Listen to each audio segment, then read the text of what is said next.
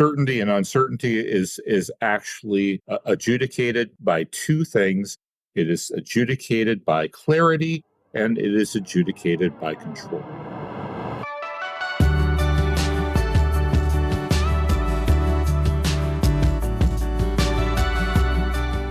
Welcome to another episode of A Productive Conversation. I'm Mike Vardy, and I am joined by Patrick Rhone on yet another episode in our monthly series called PM Talks. The P stands for Patrick, the M stands for Mike. We are both night owls, so PM Talks just seems to be the most natural thing for us to have called it. And by the way, we are now at episode 11 of this series. So we've got one more for the year of 2024, and then we'll talk about what you can expect from that episode and maybe what the future of this series holds during our conversation today. But right now, I want to leave you with a little bit of uncertainty around that because that's the topic of today's conversation. So we dive into my consistent and sustained construction woes and the uncertainty around that and home repair and agency, control, command. We talk about clarity. Really great conversation. Once again, that I'm really happy that Patrick and I get a chance to do this every single month and bring it to you. We should have been recording these years ago. We're doing it now, and now you get to hear it. Another edition of PM Talks. So sit back, relax, and enjoy my conversation with my good friend, Patrick Rhone. Patrick, it's been a while. How are things with you? I don't know, uncertain. I was hoping that would be the answer. Yeah, for those that listen to the series regularly, we took 3 months off from chatting? 2 months, maybe? The summer. It was a couple, yeah. Yeah, July and August, I think. Because what we try to do is during the summertime, especially since we have, the kids and stuff, is to try to open that up for our kids to kind of so we're not necessarily tethering ourselves down to things that, at least for me, that require recording and quiet and all that fun stuff. And then September rolls around and I jump back into it. However, speaking of uncertainty, there is still work being done in my house on this dishwasher leak, still to this day. Yeah, so, yeah. And I'm not surprised by that. No, but doing this kind of work, I know how long it takes when I do it, and I know how long it takes when contractors are doing it between other jobs. Well, and see, so this is where, and we want to talk about uncertainty today because I'm curious about the idea of cultivating certainty in often uncertain areas. And I'll give you an example where I had uncertainty and you immediately, pointed out that, hey, no, this is, I expected it to be this long. So for me, when this whole project started, it was, we want to keep you out of your kitchen for as little time as possible. So think of that phrase contextually. It is very, if you know where I'm going with this. I do. There's ambiguity in that statement for sure. But for the contractors delivering it, they have a time frame in mind. But for the person that is, hold on, Patrick. Somebody is here, and it might be a contractor. Give me 1 second. I love how this goes. Oh, my goodness. So what were you saying about uncertainty? Yeah, exactly, right? So back to, for those that didn't catch this, I had to do a brief edit because, indeed, a contractor is here. And, indeed, one of the tradespeople are here to do the work downstairs, to do the drywall downstairs, which we knew this was the week that they were going to work on it. However, before the week began, the guy dropped off the drywall and said, I want to leave it here and I'll be back later this week. And then I got a call from his boss that said, no one's coming this week. I'm like, okay, but your guy said that someone was coming. He goes, yeah. I go, so when? He goes, well, we don't know when. So that's uncertainty. But what they wanted to do was leave the materials here. And I said, there's nowhere for this stuff to live safely, especially since you can't tell me when you're going to be back here. So the guy had to come back, take it. Sure enough, the guy did come the very next day, I think, or the day after to do the work. I think I'm now the squeaky wheel that's getting the grease because the expectation that we had when the restoration people said, we want to keep you out of your kitchen as little as possible, or as little time as possible, I had like a week in my head. Now, that doesn't necessarily mean I was right. It just means that I had no idea. I'm going from like, I'm going blind, right, in terms of that. However, if the contractor had been more precise, or even have a level of tolerance to say, yeah, when I say a little amount of time, I mean like 3 months, then that would have said, okay, I can prepare accordingly. I can cancel all of my podcast interviews that would be taking place in September before this because, or reschedule them or schedule them for later in the day or what have you, so that I could actually do the work that I need to do and you could do the work unabated.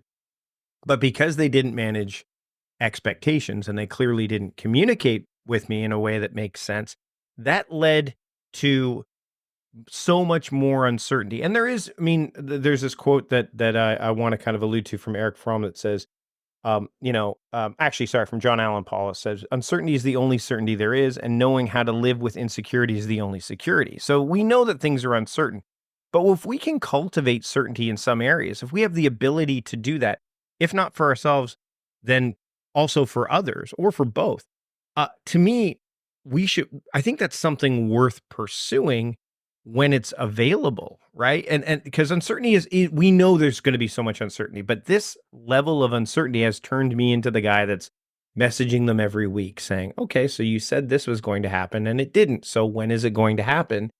And now I've become, for lack of a better term, the asshole customer, as opposed to the customer that would have been fine and just let things go. So there's a lot of problems that have arisen from this.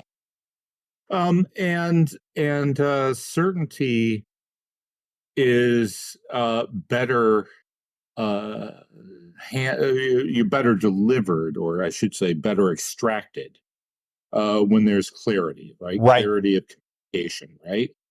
And there are going to be times when even when you don't know, right? So the truth of the matter is that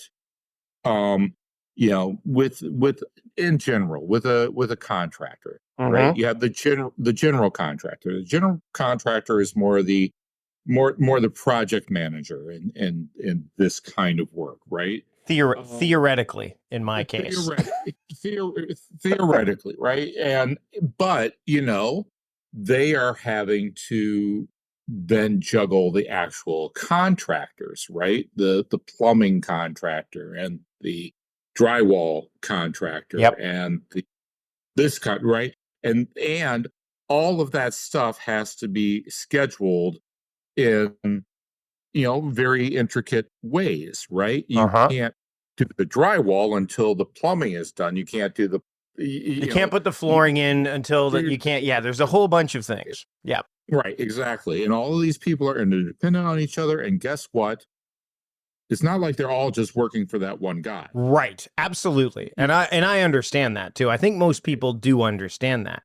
What's interesting, Patrick, really quickly, they provided a schedule for us.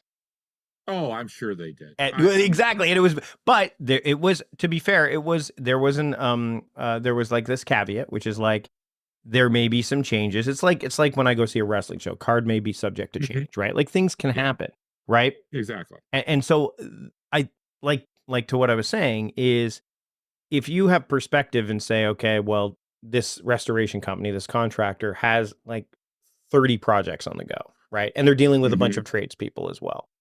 I can appreciate that. And and if you look at it from that vantage point, I think that helps you deal with uncertainty, right? Because perspective helps. It's when they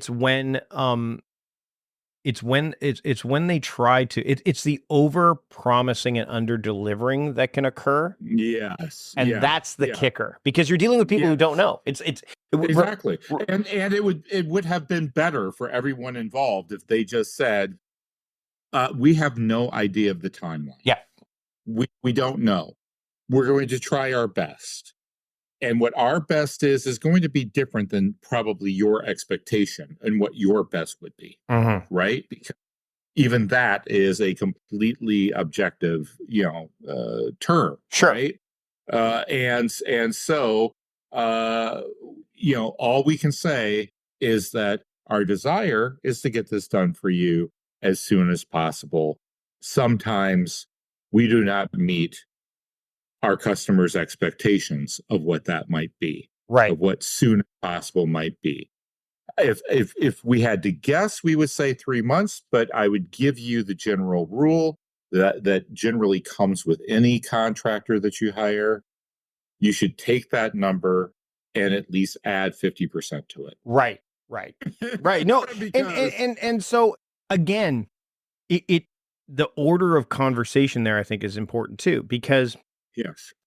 what happens there, at least for me, would have been, okay, so you can't give me, can you give me a range? Because I work from Mhm, home and so on. And that's the interesting thing mhm. too, is that we looked at, um, because I work from home, even though it's the kitchen that is the issue, noise can cause issues for the work that Oh, right now. further where you do. Right. Right. Yeah, exactly. But unfortunately, the insurance companies that we deal with, they only offer displacement for the home, like, oh, you can't live here, Mhm, not you can't.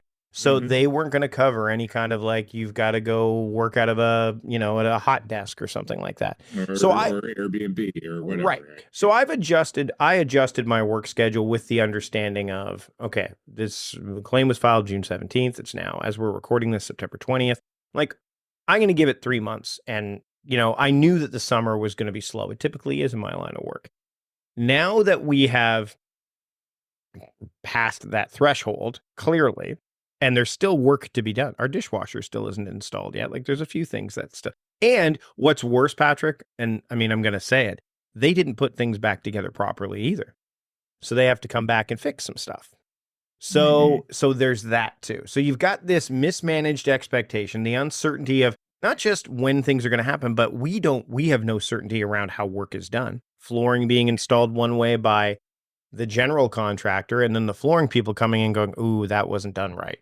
We can't do mhm, anything with that." You're like, and you're mhm. that person standing there, and because I work from home, I'm the contact point. It just for me, and I think this is the ultimate kind of what I want to get to here is I had to take matters into my own hands and say, all right. So clearly, we don't know when all of this is going to be done. This has now been made clear through action, not managed expectation, right? Or inaction, depending on how you want to look at it. So I've said, all right, like they want to come by on Monday and fix the stuff. And they called me and that's what they should. And only recently have the sub trades started to call and say, yeah, we want to know when we can come. Before that, they were just showing up. And I'm like, well, Yeah. and the general contractor said, well, they should be contacting you first. Again, miscommunication, misaligned, all that stuff, which is simple to fix in some ways, right? Like, hey, make sure Mhm, that you copy that, write that person, et cetera. mhm, Project manager should mhm, be able to do that over time, the simple things. mhm, mhm, mhm. Um, so they called and they said, we'd like to come by at 8:30 on Monday. I'm like, no. So before it was like, please come by, do it. Now no, you can't. In fact, no work can happen before noon. And they're like, I'm like, I record mornings from 8:30. I have coaching calls. I have Mhm. afternoon. It's my time to write. I can go somewhere else. I can put my headphones on. There is nothing recording going on. But at this point, from noon onward is the time that, and I guarantee you at some point they're going to say, well, we can't get the work done in 2-3 hours and they're done at 3. I'm like, that's fine. You'll have to come back multiple days. Like I can't. So now Mhm. I'm trying to, this is where, again, cultivating certainty as best you can be helpful. It allows me to at least um deal with what's going on in a much more measured way because frankly, it has taken its toll on us. Well, you're cultivating certainty in part because you're taking control, Mhm. Yep. right? Instead of leaving that control up to others, you are saying, "Nope, this is when you can do the work between this time and this time. You cannot do it between this time and this other time." And I understand that that is going to make things even longer than they have been, even beyond what you promised. But at least I have taken control so I can give myself a level of certainty so I can know when I can do certain things and when I can't. Yes. Um, and and I think that the more control you have over a situation, the more certainty you can have Yes. over said situation. And the less control you have over a situation, the more uncertainty you're going to have with said situation. So I think that you know that certainty and uncertainty is actually adjudicated by two things. It is adjudicated by clarity, and it is adjudicated by control. Yes. And if you can get one or both of those, you will have a better chance of getting towards certainty. Now, you will never get completely towards certainty because, unfortunately, nothing in life is certain. And we live with other human beings on this planet Yes. that do things outside of our control, right? And that if we could just get rid of all the other humans and all the other animals, get rid of the weather, maybe even have some control of time, then of course we could have everything perfectly certain. But I generally find, and this is true of dealing with contractors, this is true of dealing with anything, all things in life, and that is by accepting that everything in life is uncertain, that nothing is certain. You can have more comfort wrestling with that uncertainty. I'm currently reading Derek Sivers' latest little book, "Useful Not True." Mm-hmm. Um, and "Useful Not True" is really a book all about perspective, right? And how essentially everything that you think in life to be true, I should say not everything, most of the things you think in life to be true are actually perspective, Yeah. right? Yep. And that the sooner you realize that, the clearer you are about that, the happier you will end up being. And because most of the things that we uh, do in life are, or see or experience or that sort of thing, are really just perspective, and that they're not necessarily true. Isn't it really, really quickly, isn't it funny that, and we all do this, we try to control what won't be controlled in some way, shape, or form. Like we do try that. We get we get better at it, I think, over time. I think experience and wisdom and perspective, to your point, helps us recognize, like, I think even 10 years ago, I would probably be like, yelling and screaming and venting in different ways, right? Like I would, because Yeah. my brain would be like, and definitely 15 years ago before I started to go down this path, I'd be like, I don't understand. I don't understand. Why can't we just do it this way? And there are so many reasons why we can't. Like we look at, it's again, why do people try to manage their time? Why do we want to, you can't, there are elements, every element of time cannot be controlled. It can be, you can, like you said, have a level of competency within it. You can get comfortable within it. You can get content within it. You can manage make your decisions about it. absolutely all of those kind of qualitative things that it's harder to measure. But when you, I don't think the relief for me, and when I said no, is about, haha, I have control now. It's more about it's more about, oh, I figured out what I could do. You know what I mean? Like I I figured out know what I could exactly what do. you mean. Yeah, I figured out what I could do, knowing full well that there are plenty of things that are still going to be out of my purview, out of my control, that are going to move on whether I want them to or not. But what Yep. so but it's interesting that our seemingly first instinct is to control what won't be or can't be.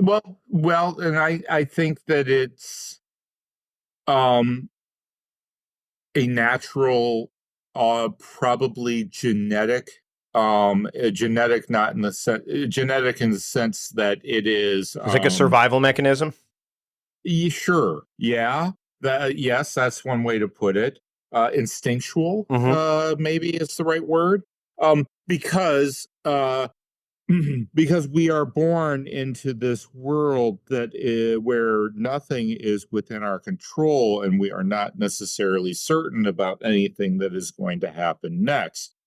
And there automatically that brings up a fight or flight response, right? Mm-hmm. um we can either cower in a corner waiting for the saber-toothed tiger to come and eat us alive, or we can decide, no, I'm going to take control by picking up this rock and this stick, and we're going to keep the tiger back. Yeah. Right? We're going to control whether or not we get eaten.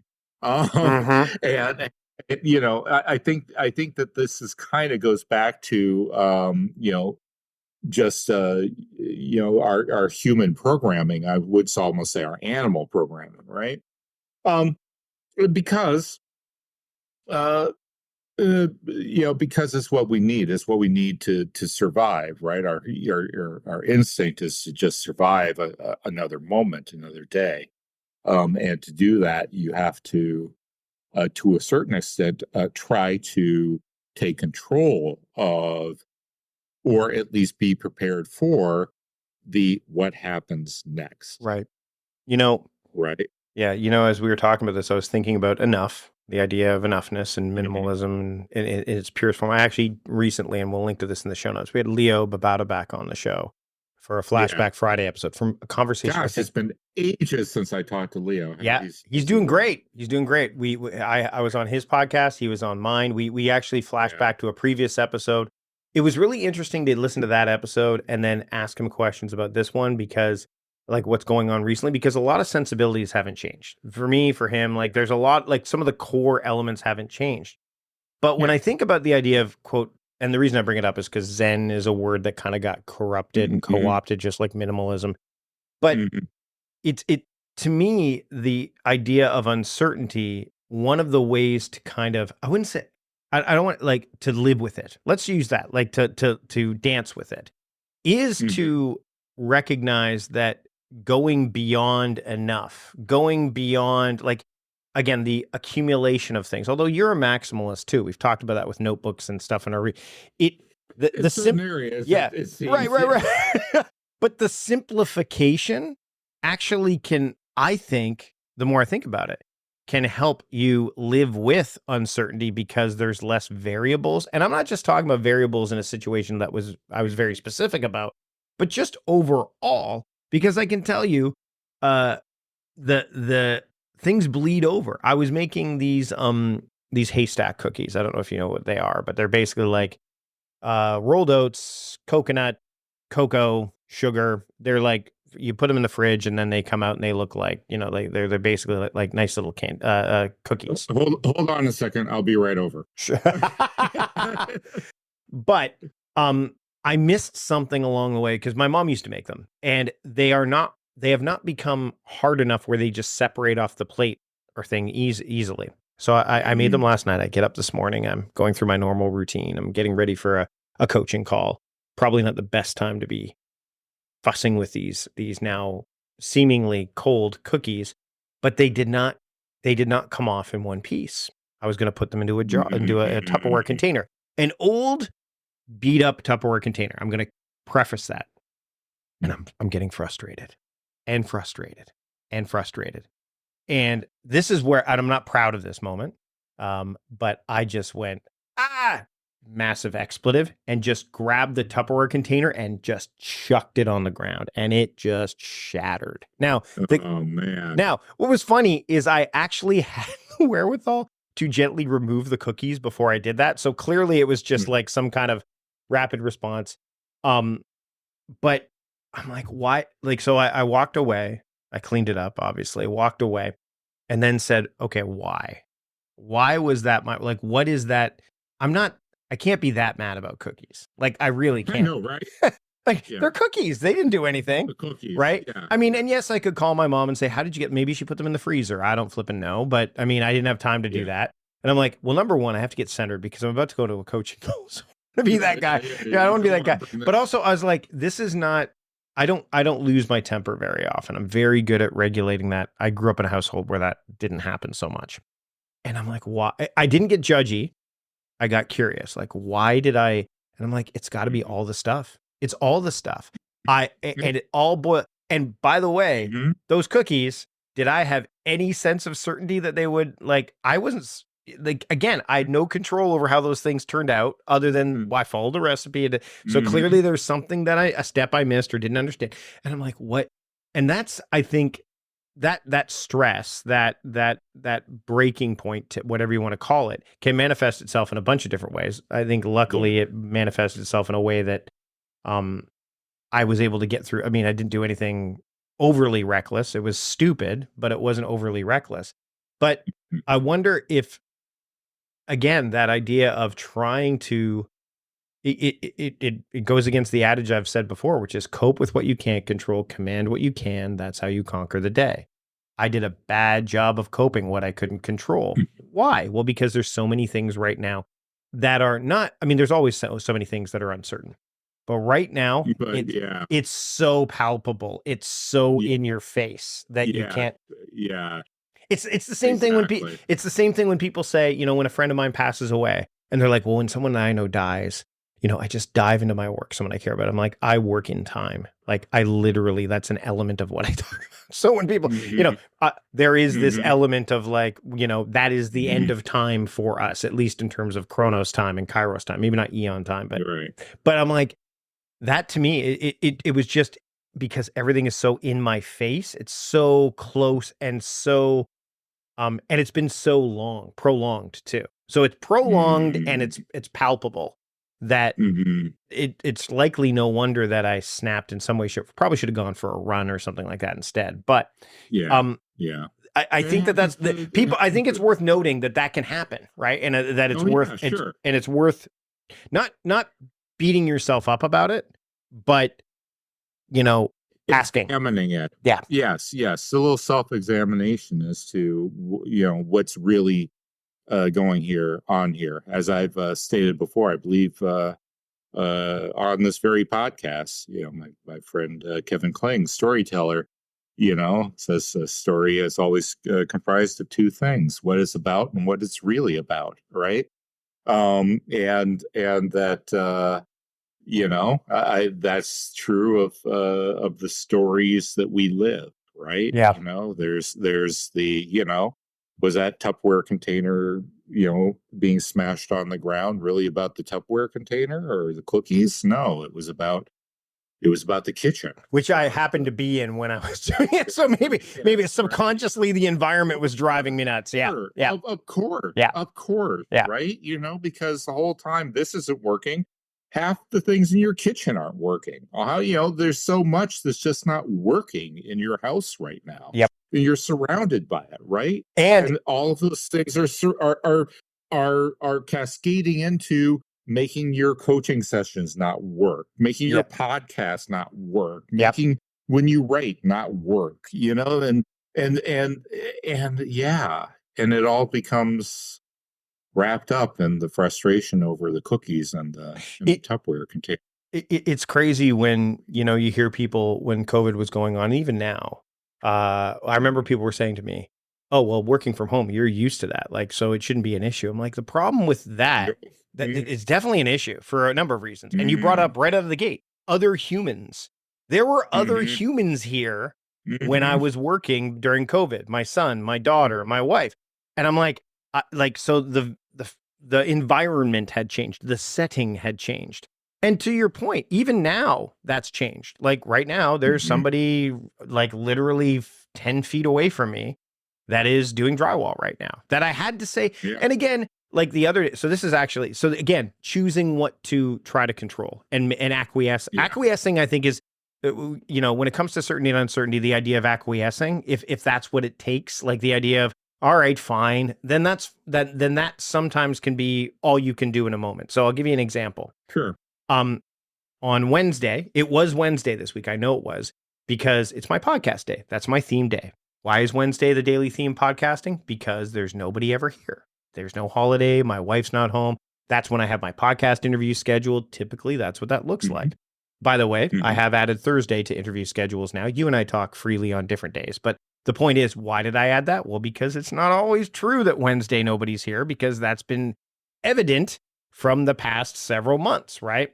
So Wednesday, they come to start the drywall. And this is like they're drilling, they're doing all that stuff. So I'm very aware of this. And I'm like, okay, well, I don't have anything until like at least 10. So they can, but what did they start? So I did the interview. We finished that. I'm going to come down here and do some more podcasting related work, audio work, recording ads, et cetera, et cetera. Now, all of a sudden, they start playing music in the room next door. Now, I'm not mad about it. Like, make no mistake. I know contractors like, yeah, let's play some music. It'll make the, whistle while you work. It makes the time pass more freely. So I had a choice. I'm sitting here in my study with this music playing. I could have put on noise canceling headphones, but I would have had to wear them all day. I don't necessarily like doing that.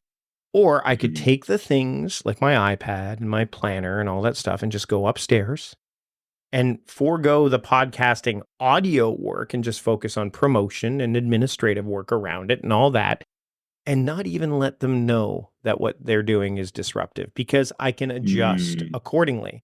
So what that was, and I actually texted my wife about it. I go, they're playing music now. She goes, well, what are you going to do? I'm like, well, I think I'm just going to let them do it. She goes, yeah, probably better let them do it so they can get it done than for you to say, please don't play music, right? And it was fine. Like I was able, I shifted gears and all that stuff. So that was a form of compromise. If not compromise, then at least acquiescing, right? Yeah. Today, right now, when they showed up, because for those that you were here when this happened, but for those that I edited the part out, they came to the door while I was recording, again, not letting me know they were coming today, which they're supposed to do. And he goes, hey, I'm going to hear Gonna da da da da. And I'm like, yeah, door's open. I go, but you can't play any music right now. I'm in the middle of doing a podcast recording, and there can't be any music right now. I'll let you, and I said, when I come out, I didn't even say this, but when I come out, I'll say, hey, you're free to play music now. I'm done. Go to town if you need to. And you know what he said when I said you can't play music? Okay.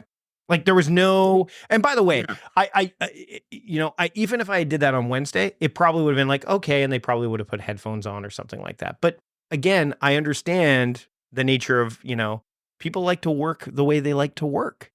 I'm literally expressing that right now as we're talking. So if I can avoid disrupting that for them, I will.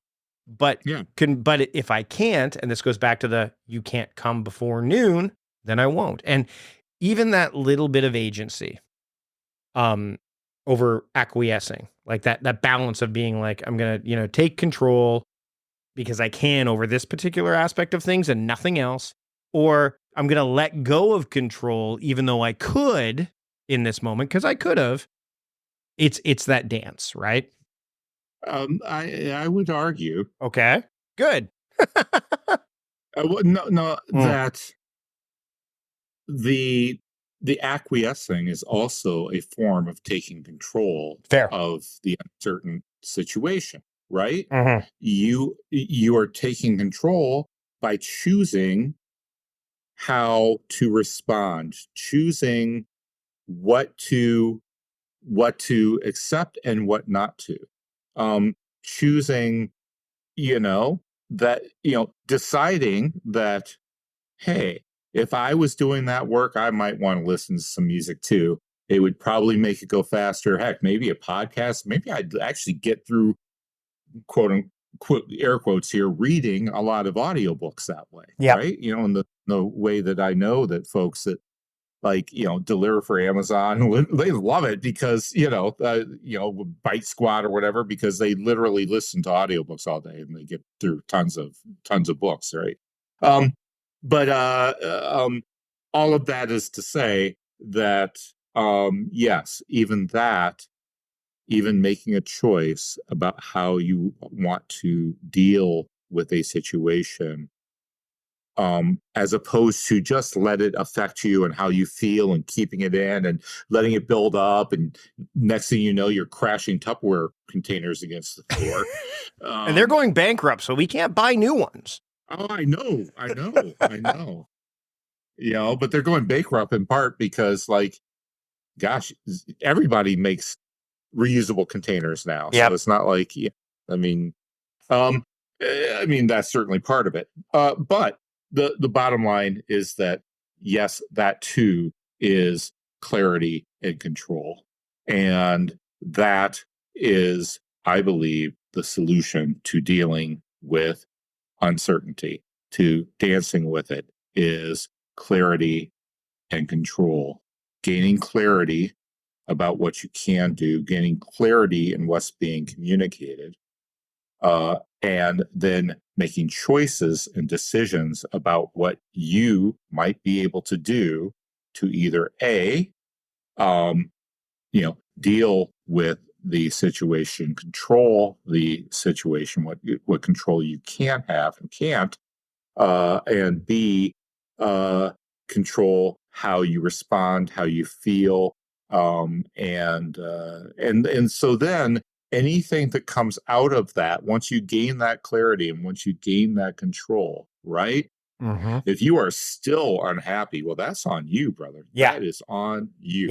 Yep. Well, and we can apply this to other things. Like, I mean, we can apply this to things like meal planning and a whole bunch of other things, right? Like, we are certain that we need to eat. We are uncertain about what we're going to eat every day of the week. So do we put a meal plan together? Sure. Why? Because it's a decision, and Mhm. and it can affect a bunch of things. I do this every Sunday with my wife because we look at what do we want to eat this week? Okay, well, who's cooking dinner? Well, I'm working. Okay, like, those are areas that we can all do that. But here's the interesting thing, and I think that this is where I want to make sure people understand that control doesn't equal rigidity either. Oh, no. Right? No. Because if we Control plan, is simply choices. yeah, because that's exactly it. Because here's the thing: is that, like, today I'm cooking burgers because that's what we planned.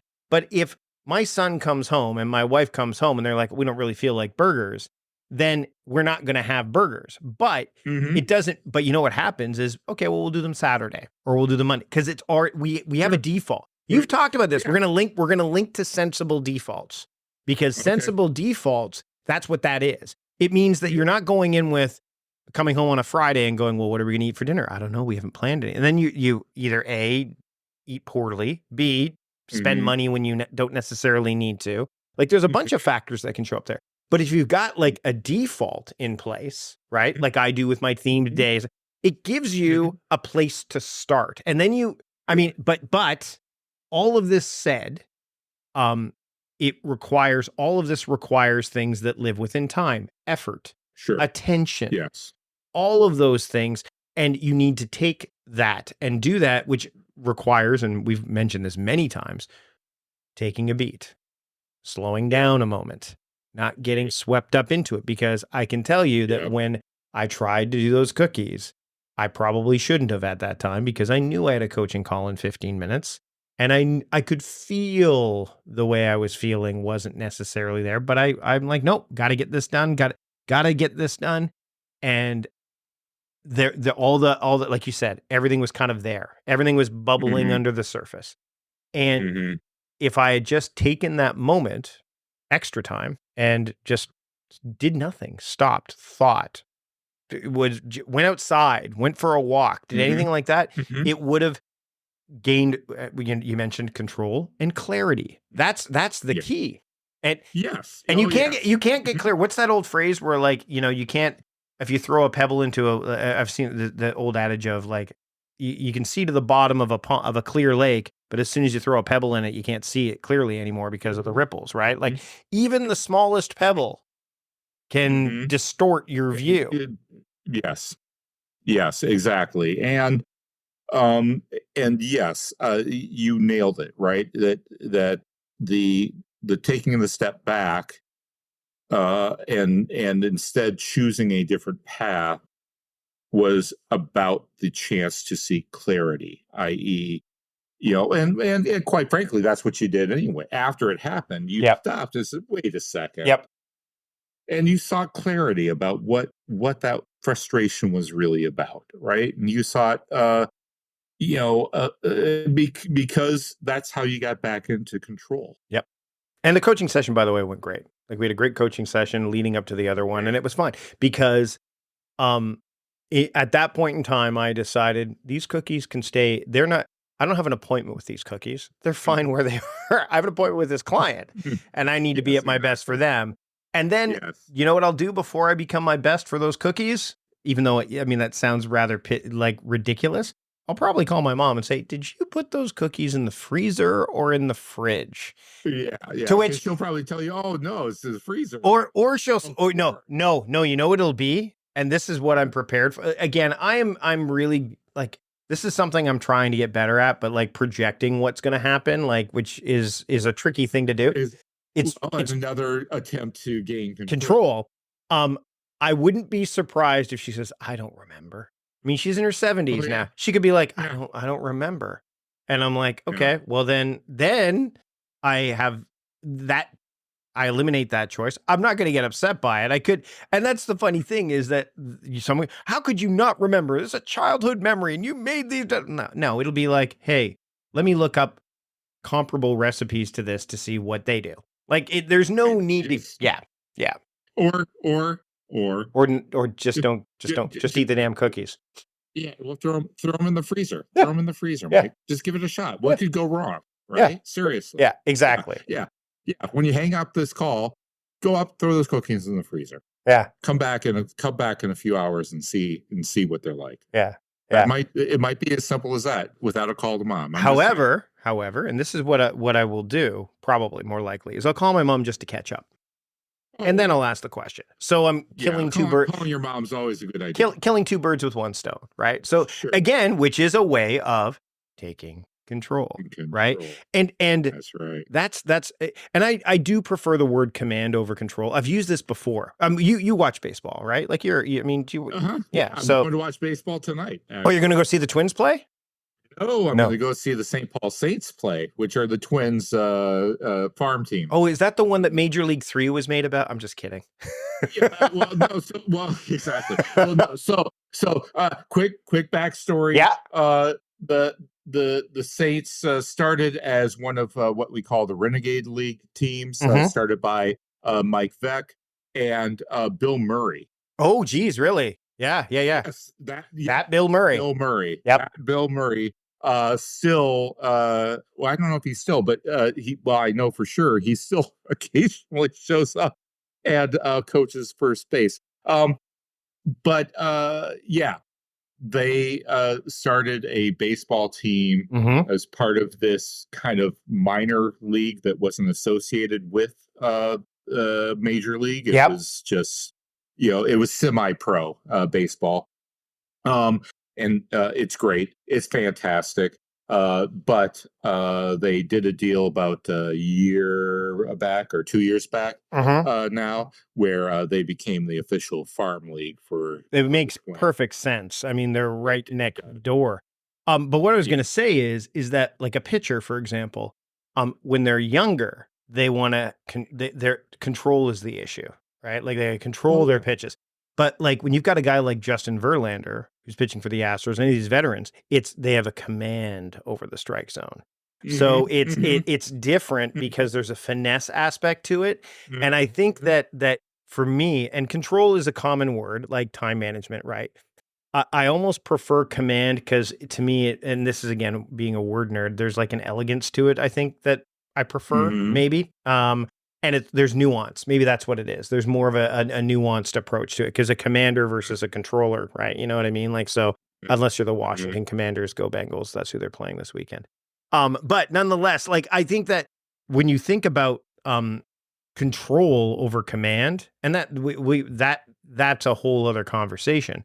I think that to me, like, for example, calling my mom and saying, "Hey, just checking on. Oh, by the way, I want to ask you this." That to me, that's a command performance as opposed to anything else. But this is like, Patrick. I mean, next episode that we get together, because we've actually, speaking of control and command, we decided that we're actually going to start to look at topics that we're going to cover so we can kind of ruminate on them as we lead up. Yeah. So our next one, which is the last episode that we're going to be doing in 2024 for this series, which for season 1 of PM Talks, spoiler alert, there will be a season 2 because we've already planned those for season 2, which, as you know, it happens once a month on this podcast, A Productive Conversation.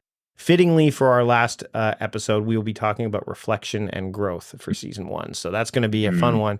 And it would be interesting for me to go back to the conversations that we've had the previous 11. Oh, gosh, yeah. We should totally do that. Yeah. And just see what, it kind of akin to what I did with Leo, where I'm like, I listened to that flashback episode and then was like, ooh, let me ask Leo if he still thinks this way. Or obviously it was a 14-year difference, I think, or something like that. But in this case, like from January until December, it'd be interesting to see what's changed. Furthermore, it'll be interesting to see if my construction work is done. Oh, I certainly hope so. So I know it's no fun to live in the midst of that. So, Patrick, thanks again for joining me today for another productive conversation. Where can people check out what you've got going on and keep up with you? Well, patrickrhone.com is a good starting point because that directs you to all the things. But I specifically want to mention that I got a bee in my bonnet recently about clothes. Okay. I don't. It's something I've been interested in for a while, and something that I actually have, believe it or not, from a minimalist versus maximalist perspective, somewhat struggled with. Okay. And I put this resolution to not buy new clothes on my New Year's resolutions. I don't like to call them resolutions, by the way. I call them intentions. So for my New Year's intention for 2 years running, it's not buy new clothes. When I actually was entering things into QuickBooks, I found out how bad I was at that, keeping that resolution. And so this year, as I was cleaning out my wardrobe, I decided, nope, no more. This is the year I'm actually going to stay true to that resolution. And I need to write this out. I basically need to have kind of an argument with myself as to why I need to be keeping this and what are the reasons and what is it that's missing that I seem to be getting from buying new clothes that is and yet still not being fulfilled, and all of that. So I began writing this series on patrickrhone.net. It is all under the category of threads, not related to clothes, but there you go. I was waiting for that. That's like a nice double meaning there. Yeah. It was, but it was completely accidental, not intentional. And I'm probably going to do something else with this, whether it be kind of a freebie guide or whatever, but I think it's useful for everyone who would like to be more intentional and more happy with what they wear and why. Gotcha. So you want people to check that. So that's easy for them to check out. All right. Perfect. Yes. Now I put a link to it in the show notes. I'll send you a link to to where you can find all the posts, just those posts together. Gotcha. You don't have to wade through my whole blog to see it. No worries. Awesome. And of course, now you're on Blue Sky these days too, aren't you? I'm on Blue Sky. I'm on Threads, so you can. It's Threads, right? Yep. All of the ones that have replaced the ones we used to use, I think is. Yes, exactly. I'm also on Mastodon, but I don't necessarily check in there as often, so I don't see things for a while.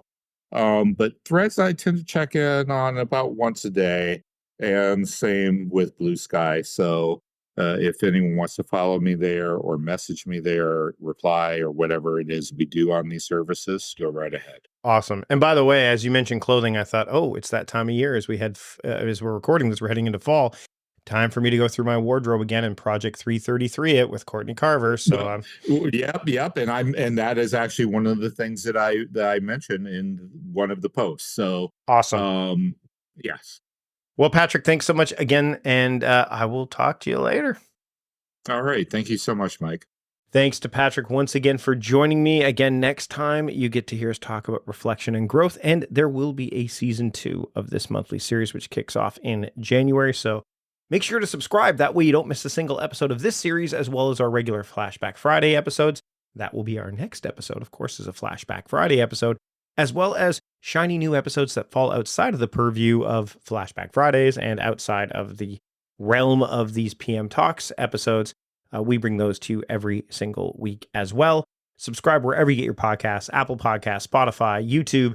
That way it helps us grow the show and helps you find things that we offer through the show, such as those 550 plus episodes that are in the archives, 560 plus episodes in the archives, far faster, far easier, and you won't miss a single episode of what's to come. That's one way to support the show. Another way to support the show is to check out the sponsors that you heard during the conversation today. Go to mikevardy.com/podcast sponsors to check those sponsors out. Click on any of them that resonate with you, and that way they know that we sent you. If you want to get the show notes and all that from this episode, of course, you can do that wherever you get your podcasts, wherever you're listening to this right now, or just go to mikevardy.com/podcast 563, and they'll all be there waiting for you as well. I'll be here waiting for you next time.